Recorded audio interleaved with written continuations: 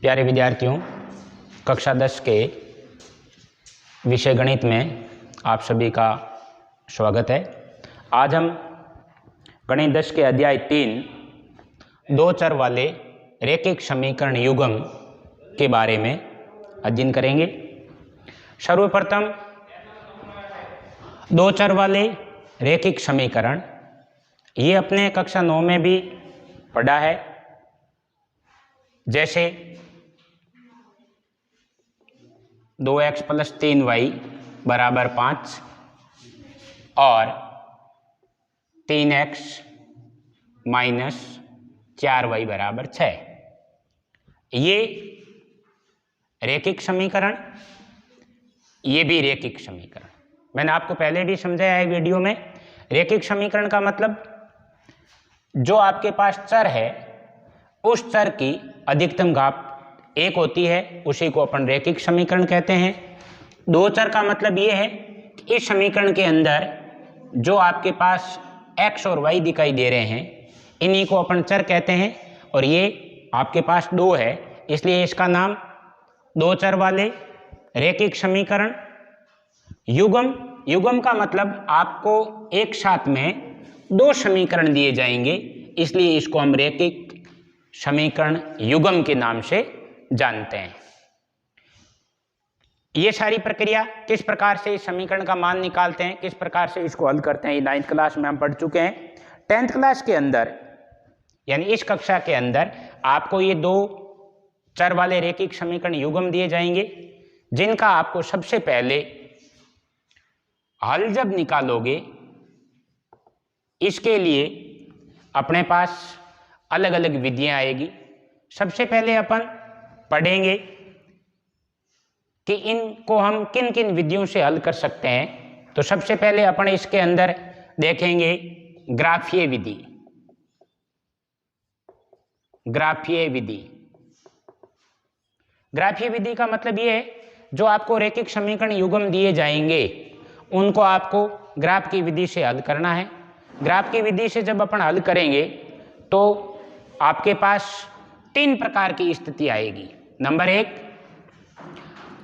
दोनों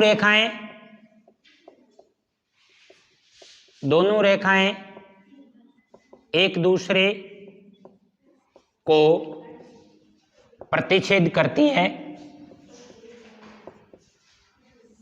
प्रतिच्छेद करती है अर्थात दो समीकरण हैं, दो समीकरणों से अपन 9th क्लास के अनुसार मान निकाल के जब ग्राफ बनाएंगे तो ये दोनों रेखाएं एक दूसरे को प्रतिच्छेद करेगी। अर्थात एक रेखा ये, दूसरी रेखा ये प्रतिच्छेद कर दी, इसका मतलब ये ग्राफ से इस समीकरण का हल अपन ने ज्ञात कर लिया। दूसरी स्थिति आएगी जो ये होगी, दो रेखाएं आपस में समांतर होगी।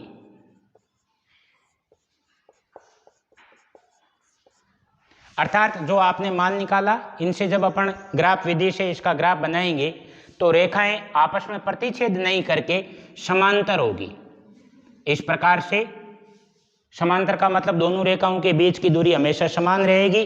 अनंत दूरी तक इसको आगे बढ़ाएंगे तो ये आपस में नहीं प्रतिच्छेद करेगी, नहीं कटेगी। अर्थात इस टाइप से भी हो सकती है। ये इसका ग्राफ का दूसरा हल हो सकता है। अर्थात इसके बाद में तीसरा, जो आपके पास दो समीकरणों से जो रेखाएं आप ग्राफ बनाएंगे तो वो दोनों रेखाएं